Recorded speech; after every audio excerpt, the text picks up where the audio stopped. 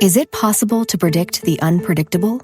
Could surgeons use a patient's own anatomy to create 3D printed life-size organ models to map out challenges ahead of time, making surgery more precise, efficient, and less invasive?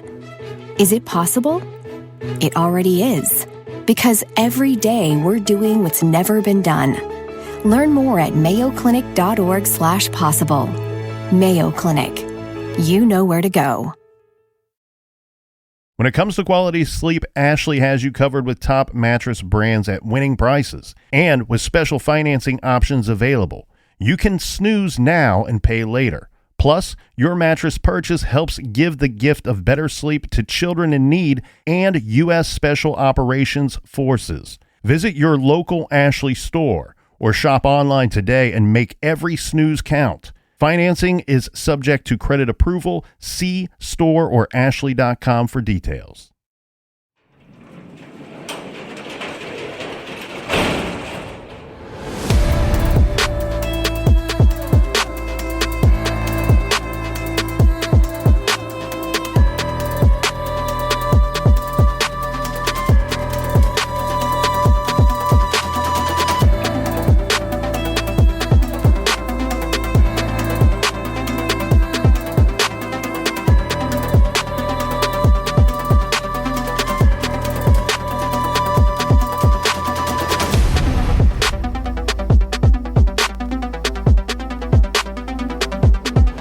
Welcome to True Crime Garage. Wherever you are, whatever you're doing, thanks for listening. I'm your host, Nick, and with me, as always, is a man with a reminder that you should have picked a bigger weapon. Here is the captain. That's what she said. It's good to be seen. It's good to see you. Thanks for listening. Thanks for telling a friend.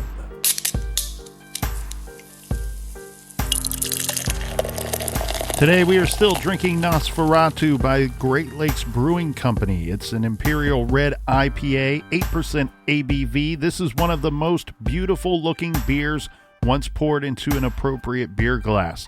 And Nosferatu is sporting a new look. That's right, this beauty is now available in a 16-ounce can, garage grade 4 out of 5 bottle caps.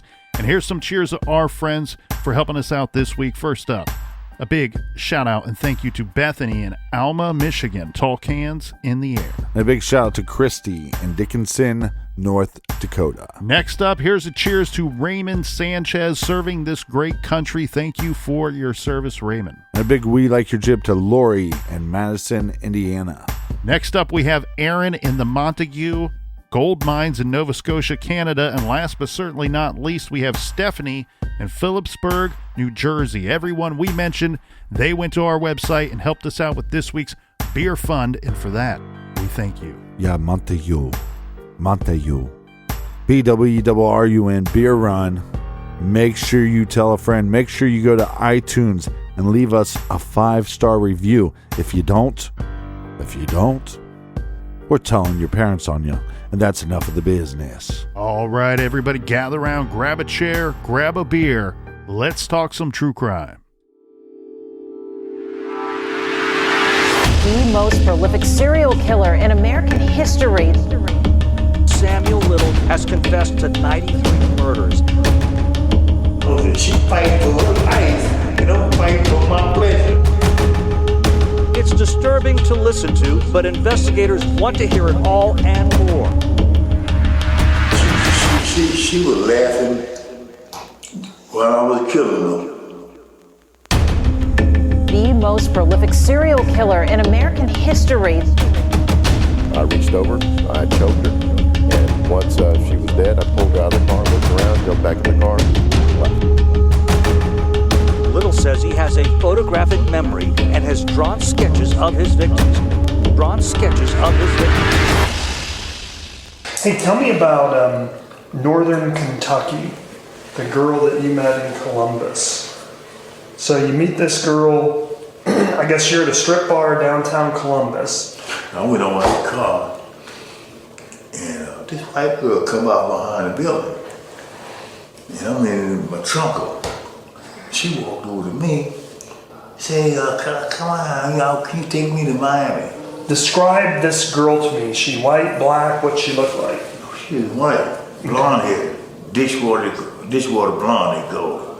It's short. Short, like shoulder length, Yeah, or no, ear length, a little over his ear length. like a bob? Yeah, like a bob. Okay. And how tall do you think she was? She was about 5'7".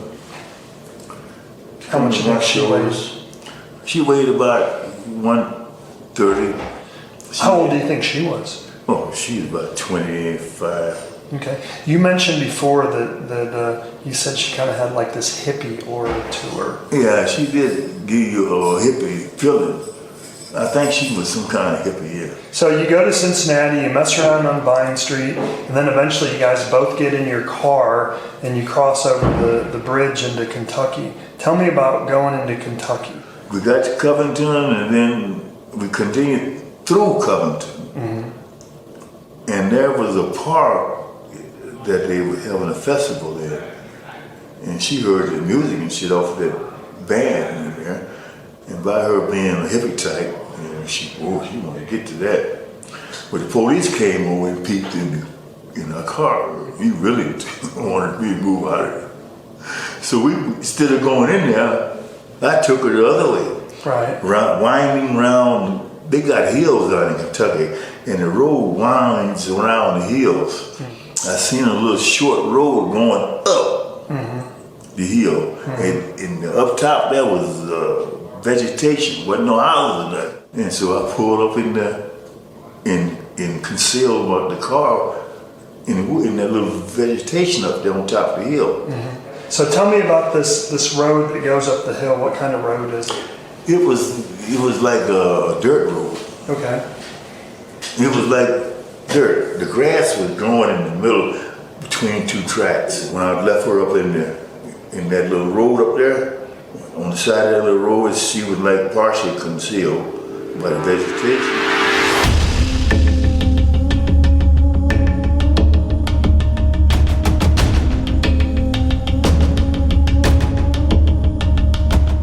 From his mouth to your ears. That is Killer Sam Little describing how he picked up a hippie chick in Columbus, Ohio, and then discarded her in the foothills of Kentucky. Let's take a look at this guy's background. Some of what we know about Sam Little and what we're going to tell you here today comes from writer Jillian Lauren's article about Sam Little. Now, note she is working on a book about him and these cases. Little was born in Reynolds, Georgia, June 7th, 1940. His mother was 16-year-old Bessie Mae Little. His father was 19-year-old Paul McDowell, one of the surnames Little used throughout his life. Little has said that his mother worked as a sex worker, but according to Cleveland Magazine, a 1940 census lists her occupation as a maid. According to him, Little's mom didn't want to be pregnant and tried to abort the baby by tying a rope around her waist and pulling it as tight as possible. Some sources have reported that Little was born while his mother was incarcerated. He was raised by his paternal grandparents, Henry and Fanny McDowell, in Lorain, Ohio. He attended Hawthorne Middle School, but quit in the 8th grade. He was first arrested for stealing a bike in February of 1954 and spent some time at a boys' industrial school in Lancaster, Ohio, a violent reform school where he says the boys were regularly gang raped by the older, stronger kids. He was there for 18 months. Well, what do they say? Hurt people hurt people. His next arrest would be in 1956 in Omaha for burglary. Then we have him again in 1957, this time back in Lorain, Ohio. He was again sent to a youth facility, this time the Ohio State Reformatory in Mansfield, which was closed by court order in 1990 due to overcrowding and inhumane conditions. This prison is best known for the filming location for The Shawshank Redemption. He got out and was arrested in October of 1961 for burglarizing a Lorain furniture warehouse. By this point in our timeline, Captain, Sam Little is 21 years of age, and he's sent back to Mansfield for 3 more years. This is where he learned to draw, spend his time in prison sketching and painting. He also was trained as a boxer at this time. Little fought as a competitive boxer until his mid-20s. Eventually, Sam Little quit boxing, but he would continue to use his boxing skills to punch and knock out his victims, who were helpless against his strength and power. Well, there's a huge difference. Like you said, he trained as a boxer, so this guy understood how to punch and how to punch correctly. And the average, even amateur boxer could hit harder than the average man walking around on the streets. The LA Times had some very thorough coverage of Sam Little. Of course, this because so many of his crimes took place in their city. And they say, quote, Little traced the urge to kill to his youth. He said he got his first erection in kindergarten when he watched his teacher touch her neck. Later in grade school, he dreamed of killing a girl who stroked her neck while teasing him. At age 15, he was flipping through a true crime magazine when he came across a photo spread depicting a strangled 18-year-old. He said that he pinned it to his wall, stating she had a beautiful neck. After his release from prison, when he was 26 years of age, Sam Little moved to Florida to live with his mother, with whom he had reconnected after she sent him a letter saying he should come see her in the Sunshine State. According to the Star Advertiser, he worked at the Dade County Department of Sanitation and later at a cemetery. After his mom died, Sam hit the road. Little traveled the country, not really ever holding a real job, at least not for very long. He got arrested time and time again as he traveled the underbelly of the country, mingling seamlessly with the disenfranchised, the poor, the addicted, and the desperate. It was within this demographic that he selected his victims. By the time he was extradited by Mitzi Roberts to L.A., his rap sheet was over 100 pages, filled with scores of instances of brutal violence against women, beatings, sexual assaults, chokings, even attempted murders. He had escaped real prison time on all but the 1984 San Diego assaults on Lori and Tanya. According to a Texas Rangers /FBI bulletin released in November of 2021, here are the periods of time in which Little was incarcerated for 6 months or more, during which, obviously, he did not kill any women. This would be from May 28, 1971 to March 14, 1972. Then again from November 25, 1982 to January 18, 1984. October 25th, 84 to February 1 of 87.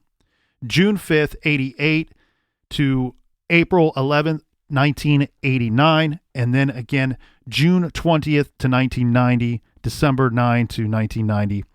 And then he's finally locked up for January 15th, 1998 to April 26, 2002. Now, it's a little tedious to go through those dates, but it's important because we sit here to this day in 2022 still asking the public and law enforcement agencies out there for help.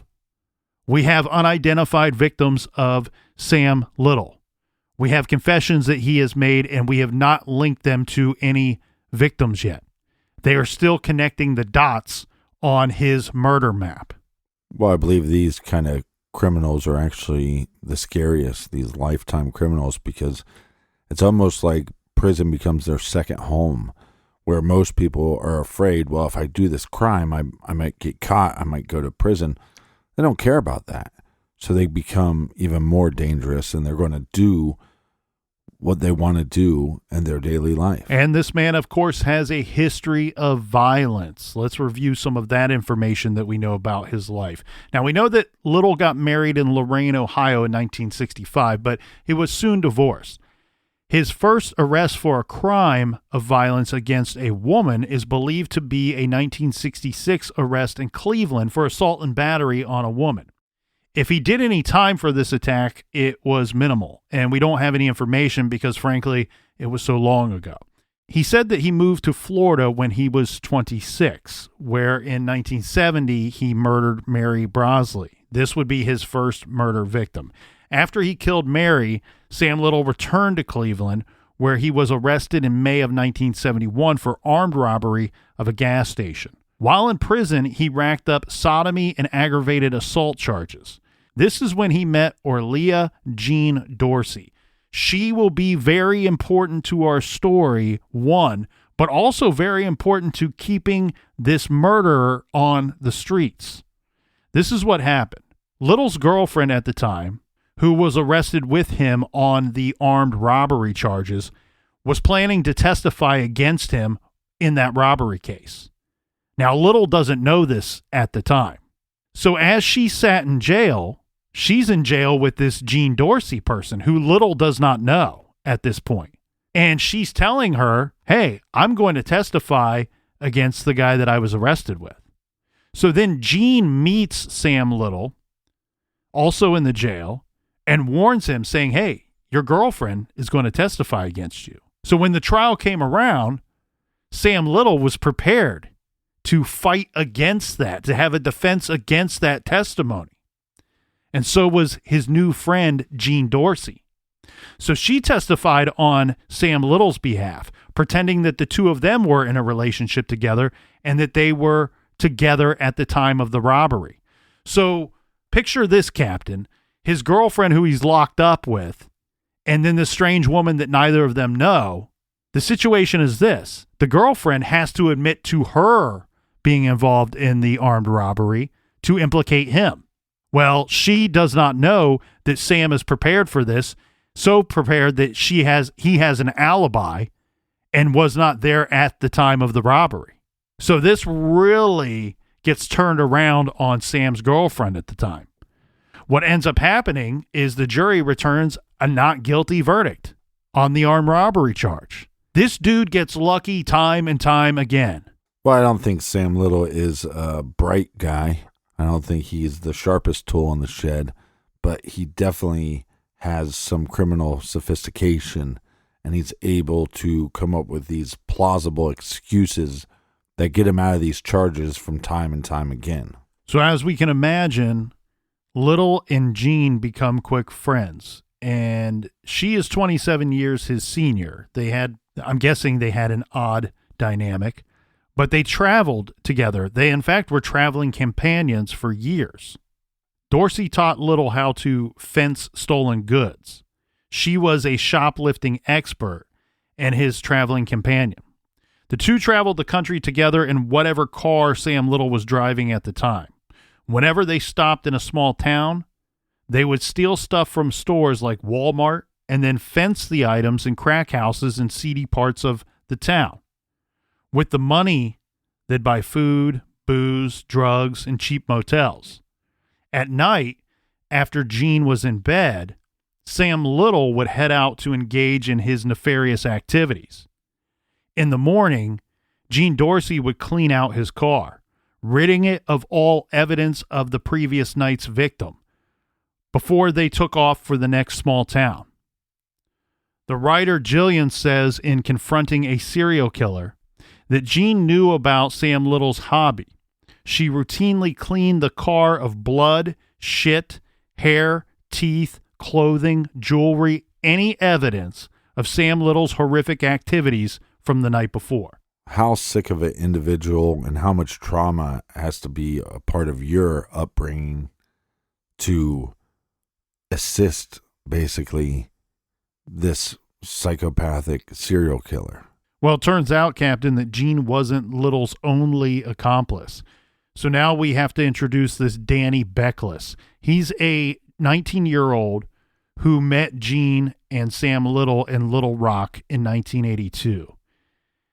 There's some kind of weird information here. It's a little unclear exactly how this young man started traveling with this older woman and the psychopath Sam Little. My understanding is that Danny wasn't raised in the best of households, and these two grifters come into town and say, hey, we got a store down in Florida that we own, and we can give your son a job if he's willing to travel with us and work for us. So Danny gets the blessing of his parents, and then travels along with these two maniacs. They drive all over the Gulf Coast until they are arrested in Mississippi. There, Danny told police that they spent their days shoplifting, fenced stolen goods, and checked into budget motels. Then Sam Little would head out to meet women, sometimes not returning until late the next morning. Now, he says that Sam Little didn't talk about ladies or nothing because Mrs. Dorsey was the jealous type. But Danny Beckless told police when the two men were alone, Sam Little would brag to him about meeting these different women. It looks to me like Danny was in some ways a victim too. There's evidence to suggest that Sam Little was awfully violent with this Danny individual. And there's not a lot that I could find to indicate that Danny, while he likely may have had thoughts or suspicions of what Sam Little was up to, it doesn't seem like he had any direct firsthand knowledge of Sam's murders. So what you're saying is Sam Little is, revisionist history, and he's saying, well, I'm just hooking up with these girls. I didn't kill them. But this individual is not an accomplice in the murders, but he's an accomplice in all the other crimes that they're going to be doing in between the murders. This is basically a traveling band of criminals. A lot of it, Danny is going to witness and be part of these more petty type crimes, the thefts and robberies and things of that nature. And I wonder if this was kind of a need for Jean Dorsey. We know that she's getting up there in years by this time. She's the shoplifting expert. Remember, that's what Sam Little called her. I wonder if this Danny character is somebody that they needed. They needed to take somebody on to contribute, because if they're not stealing these items and selling them, or successful robbing somebody and getting away with it, which you can tell by his rap sheet, he's not so great at robbing people and getting away with it, then their money's going to dry up. And the money that they make from fencing these items is what's keeping their travels ongoing. And they're also, especially Sam Little, again, he's using a good amount of alcohol and drugs at this point too. So that requires some form of income. And we know that Jean Dorsey and Sam Little weren't going to have an income the honest way. Now, Jean Dorsey died of an aneurysm in 1987. We don't know if this happened when Sam Little was in prison, but it's worth noting that Sam Little admitted he had beaten Jean in the past. So I wonder, is it possible that her brain injury was the result of such beatings? Of course, it's impossible to know this. Sam Little has commented that whenever he was romantically involved with a woman, remember, we know he was married at least once and had 2 long-term girlfriends, he would say that he purposely avoided looking at their necks because he was trying to resist the urge of killing them. He told investigators that he had never killed anyone he loved, but he seems to have been unable to resist physical violence even against those he, I guess you could say, cared about, Jean Dorsey being one of them. When Sam Little got out of prison in California in 1987, he resumed killing with a vengeance. This is when he killed Carol Alford in L.A. He has confessed to 6 more such murders in the Los Angeles area in 1987, all of which remain unsolved because the identities of his victims aren't known, and the victims have gotten lost in the sheer mountain of victims from that era in the Los Angeles area. Sad to think that there's murder victims out there that there's nobody looking for them or looking for answers to what happened to their loved one. Well, I think there are people that may be looking, but the problem becomes, obviously Los Angeles and several other major cities in the United States had a huge homicide problem in the late 80s and early 90s. Now, without Jean, now that Jean Dorsey has passed away, without Jean to handle the shoplifting, Sam Little started to get caught. In 1991, he was arrested in Lorain, Ohio for stealing a carton of cigarettes and hitting someone with his car. For some reason, although he was charged, he was let out pending trial, and shocker, he skipped town. It doesn't seem like anyone bothered to check his background or record in a lot of states when he's getting picked up on these lesser charges. And so they don't realize that they're dealing with this career criminal. They let him out because you get let out until you have your trial. But as you pointed out, Captain, and we pointed out, he's living this nomadic lifestyle. Of course, he's just going to hop in his car and drive away. Well, and Sam Little has nothing to lose. That's right. Now, what ends up happening here is he gets caught for something else. It's not clear to me what. But when he's caught for these other things years later, he now has to face those 1991 charges that he dodged in Ohio.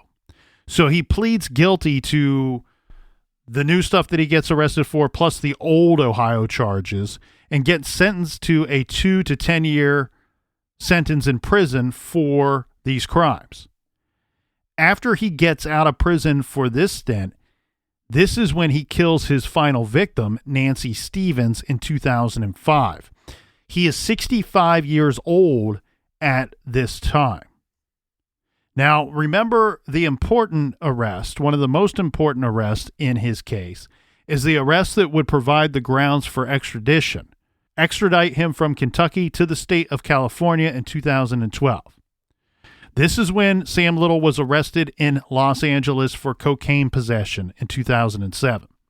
He pled guilty, but of course failed to attend a court-ordered drug rehab program. So a bench warrant was issued for his arrest. As we heard earlier, and as we said earlier, Mitzi Roberts had a heck of a time tracking him down, because during his entire criminal career, including the 3.5 decades spanning the killing years between 1970 and 2005, Sam Little didn't really live anywhere. He literally spent his life as a transient, preferring shelters, halfway houses, seedy motels, even sleeping in cars. He said he rarely stayed in any one place for longer than 3 days. He had no fixed address, no registered vehicle, no credit cards or paper trail. He didn't vote. He was a ghost. And law enforcement agencies didn't cross-reference with other jurisdictions the way that they do now. So an arrest for assaulting a woman in one state meant nothing to investigators in another. In fact, in many of his arrests over the decades, police detained and released Sam Little just hoping that he'd leave their jurisdiction.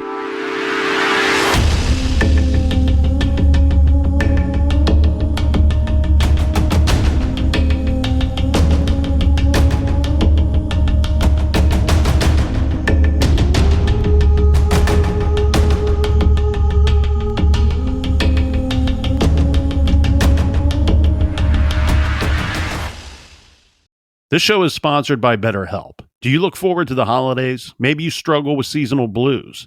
This time of year can be a lot, and it's natural to feel some sadness or even anxiety about it. But adding something new and positive to your life can counteract some of those feelings. Therapy can be a bright spot, something to look forward to make you feel grounded, and to give you the tools to manage everything going on. If you're thinking of starting therapy, give BetterHelp a try. It's entirely online, designed to be convenient, flexible, and suited to your schedule. Just fill out a brief questionnaire to get matched with a licensed therapist and switch therapists at any time for no additional charge. Find your bright spot this season with BetterHelp. Visit BetterHelp.com/garage today to get 10% off your first month. That's BetterHelp, HELP.com/garage.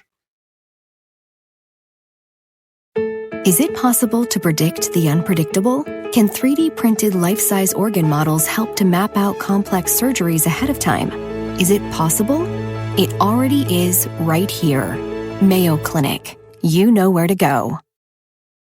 Dreaming of overseas adventures or connecting more deeply with family from afar? Rosetta Stone bridges the language gap. I've tried others, but Rosetta Stone's immersive lessons and voice feedback technology are game changers. Dive into 25 languages by learning intuitively. just like when you were a kid. And here's the holiday sparkle. Grab a lifetime membership now and save 50%. Gift yourself the world. Head to rosettastone.com now and save 50%.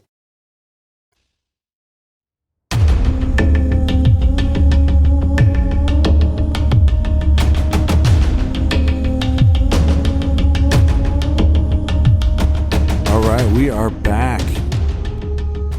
You filthy animals. Crispy, cheers.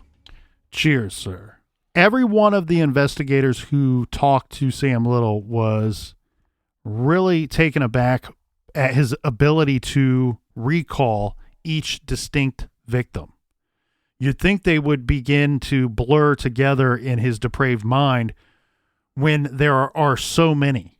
Right. If somebody committed 3 murders, you might expect them to know every little detail. But once you get past 10 victims, it seems like they would all kind of, like you were saying, they're all blur together. And the sheer amount of time that has passed in a lot of these. We're talking decades as well.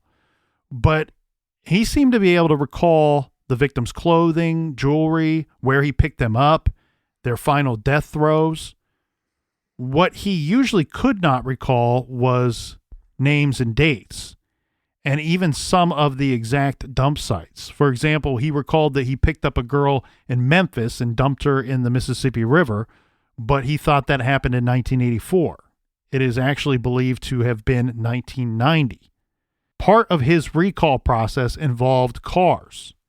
The car he was driving at the time figured heavily in his memories, which makes sense. We've talked about this with Ted Bundy. We've talked about this with Ed Kemper. A lot of these guys, the vehicle is very much one of their killing weapons, part of their Batman utility belt, another tool in their utility belt for their life of crime or their career of killing people. The problem for law enforcement was trying to pin down the victims, because they're getting statements from Sam Little like a white girl in Cincinnati sometime in the 80s, left there in a field. You know, these are not exactly specific details. And there are tens of thousands of Jane Does in the United States. Going through each one to try to match a piece of jewelry or a dress pattern is nearly impossible, even using NamUs.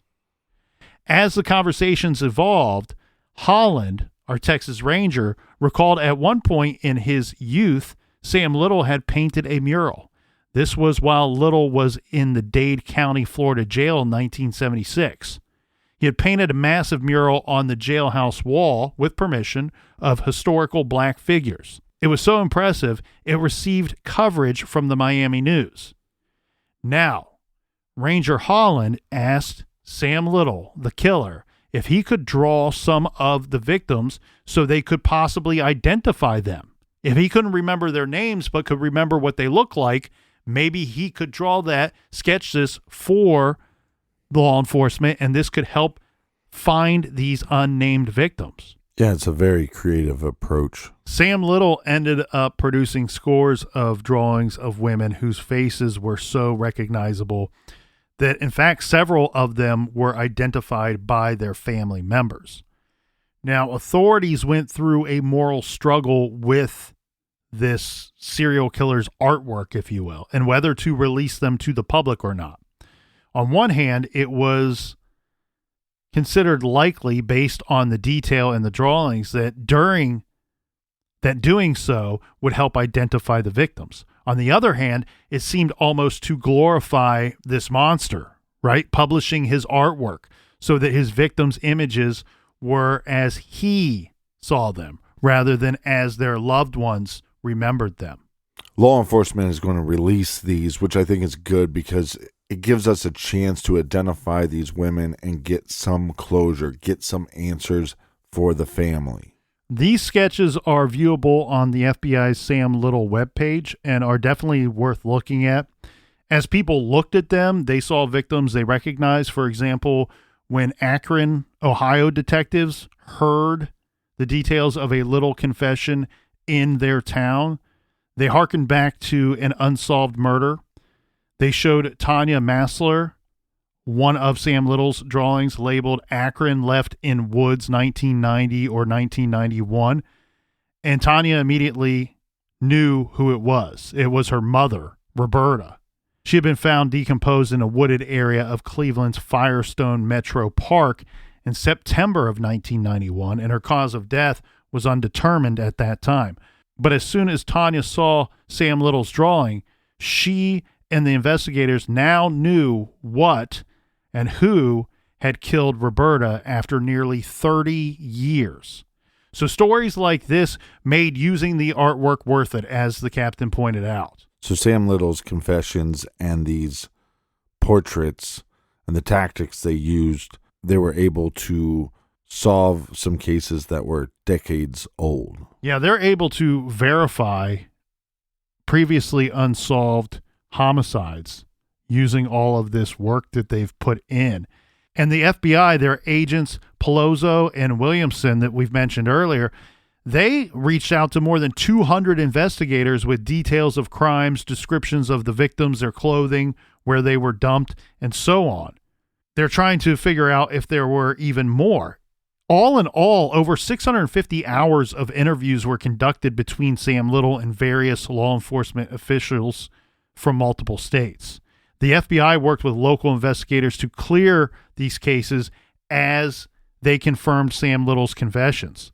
Sam Little confessed to killing women in Arizona, Arkansas, California, Georgia, Florida, Illinois, Louisiana, Maryland, Mississippi, Nevada, Ohio, South Carolina, Tennessee, Texas, Kentucky, Indiana, Missouri, and New Mexico.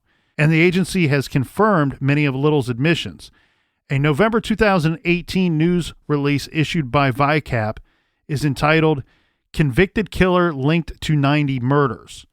This from a more recent October 6, 2019 VICAP release. This is essentially an update to their original release that states, the FBI confirms that Sam Little, age 79, is the most prolific serial killer in U.S. history. To date, Little has confessed to 93 murders, and the FBI crime analysts believe all of his confessions are credible. The FBI's Violent Criminal Apprehension Program can also confirm that Little has been matched to 50 cases, with many more pending final confirmation. Well, even though Sam is, basically bragging, I've killed this many people, and it's a huge number, and we've seen in several cases where serial killers, boost their numbers by a little bit, pad them a little bit. So you have to do your due diligence to make sure there is even a victim in that area. And is it a victim that you can actually connect to Sam Little? And they're going to be able to add, I believe, 10 more victims to his laundry list. Yeah, that will be within a year of releasing that FBI information to the public in 2019. So when we say confirmed 10 more cases, that's not in addition to the 93. That is clearing some of the 93. Right. He had confessed to 93 victims, but at one point they only had identified 30 of them. And then that number grew and grew and grew as they were able to finally confirm some of these confessions. Now, like the captain pointed out, this is a strange situation, and I know that there's probably some people out there going, you know what, I don't know that I believe this guy. Serial killers are notorious liars, and he probably just wants credit for more than he actually did. And I can agree with a lot of that. And I don't know, and I'm not going to sit here today and say that I believe 100% that he killed all 93 of these women. I do think that he killed a large majority of them. The others, yet to be determined by the colonel here. But the thing here with Sam Little that sets him apart, and this is not any kudos. This is not an attaboy to this monster. This is simply telling you why he is different than some of these other types of killers. And I think some of the best information or the best thoughts on that comes from District Attorney Gary Rempel out of San Diego. He was the guy that tried Sam Little in the San Diego cases. And he says, look, this guy, he was not a would-be killer. right? Even though he got off in San Diego and he could not get a conviction, Gary, the district attorney, said straight up, I reviewed this guy's file. He's not a would-be killer who's being tried for 2 attempted murders. He goes, this guy is a torture killer. And when he gets out of his short prison stint here from dodging these attempted murder charges, he's going to kill again. He's likely going to go elsewhere and kill again. And he referred to it as the Sam Little playbook. You know, the reason why Sam Little was so successful was his playbook, because his murders worked. His playbook worked. And it was simple. Sam Little moved frequently. He used aliases. He traveled with an alibi witness, Gene Dorsey, who, if he did find himself in a jam, would come to his rescue and say, no, he couldn't have been over there doing that bad thing because he was with me. He left no weapons, used no weapons, and sadly, unfortunately, he picked victims that would not be missed. That's the Sam Little playbook. That's the playbook that worked. So there's obviously some confessions that line up and match and make sense, but then there's other cases that don't line up and don't make sense. Yeah, this is very messy. It's not clean by any means. So by the spring of 2020, Sam Little had been convicted of 8 murders in California, Ohio, and Texas. He was charged with several more that have not been adjudicated. As we said earlier, it's been reported that the FBI has confirmed 62 of Little's confessed homicides, but we know that he confessed to 93 kills. The FBI has created an interactive website of a U.S. map with locational pins reflecting scores of victims of Sam Little's who have not yet been identified, Jane Doe's, and 2 murders described by Sam Little that have not yet been definitively corroborated by law enforcement. So these are unmatched confessions. It also indicates Jane Doe's that have been matched to Sam Little, but are still unidentified themselves. Each confession includes a short caption or blurb, and many include a drawing done by Sam Little. You heard one in today's trailer. Yeah, creepo. The purpose of this page is to provide the public with as much information as possible about these unidentified murder victims in hopes that someone somewhere knows who they are. Even more recently, in November of last year, the FBI and the Texas Rangers issued a joint bulletin entitled Sam Little Case Profiles that requests public assistance identifying his remaining victims. The bulletin contains very detailed blurbs about each murder and the sketch for each victim, if one was made. All of the unidentified victims were killed between 1970 and 1997. The bulletin is broken down by state. We have 16 unidentified Los Angeles victims, as well as unidentified victims in other states, 5 in Florida, 3 in Georgia, 1 in Tennessee, 1 in Ohio, 2 in Louisiana, 1 in Mississippi, and 1 in Las Vegas, for a total of 31 unidentified. Adding to the 62 that have been attributed to Sam Little, and we have 93 in total. In some of the unmatched confessions, the FBI has provided us with lots of detail. And if you're interested, you can go to fbi.gov and look up these portraits yourself. And I suggest people do that. Sam Little confessed to 17 murders in Los Angeles in the mid to late 80s. This is in addition to the 3 that he was convicted of. One of the 17 is Alice Duval, now believed to be resolved. So that leaves 16 additional cases in Los Angeles. As of the end of 2020, Mitzi Roberts told the Washington Post, police have very strong leads in about 5 of the remaining cases, but are not yet able to say with confidence, this is him, this is why.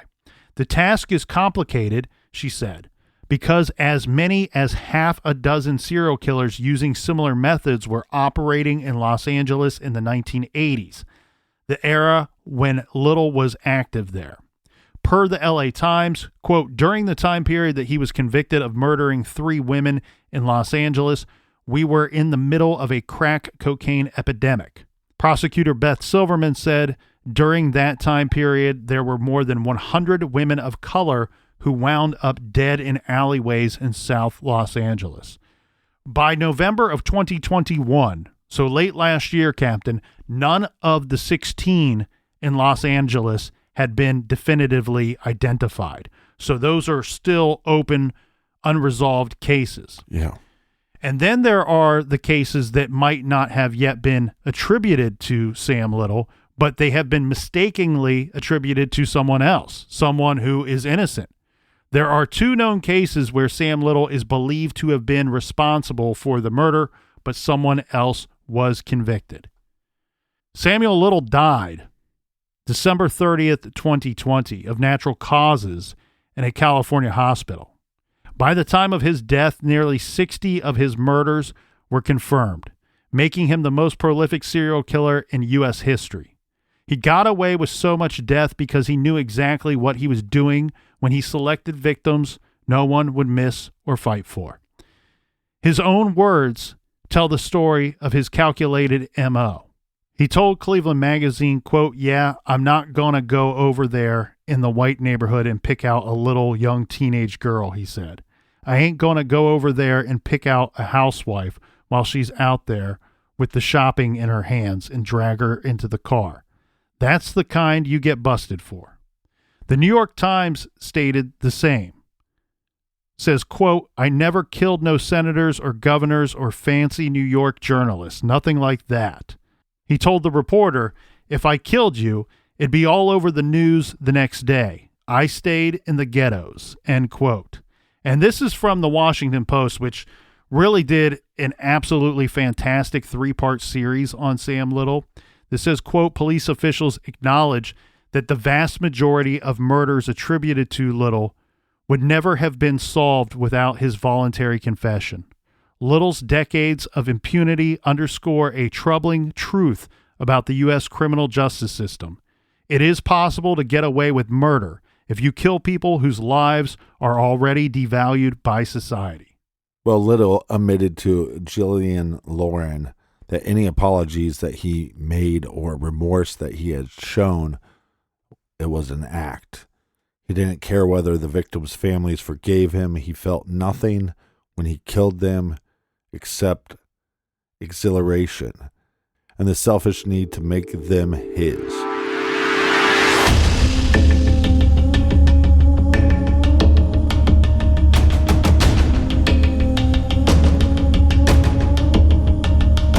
Like always, stellar research. Thanks for keeping us entertained, Colonel. Do we have any recommended reading for the beautiful listeners? Yes, but only for the beautiful listeners. This week we are recommending Forced Sex Trafficking, What It Is and How You Can End It by Christopher Armitage.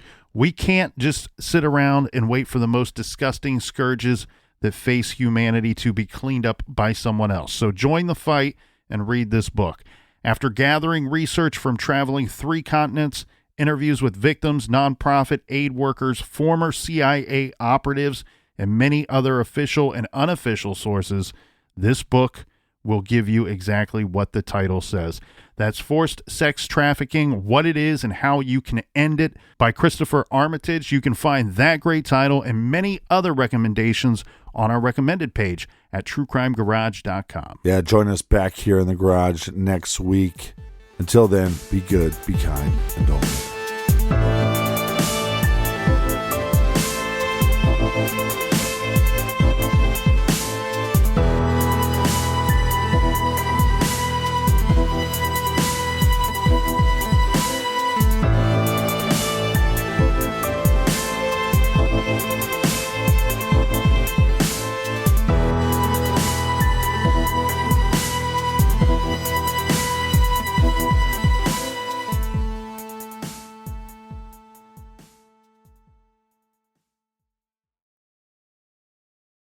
Is it possible to predict the unpredictable? Can 3D printed life-size organ models help to map out complex surgeries ahead of time? Is it possible? It already is right here. Mayo Clinic. you know where to go.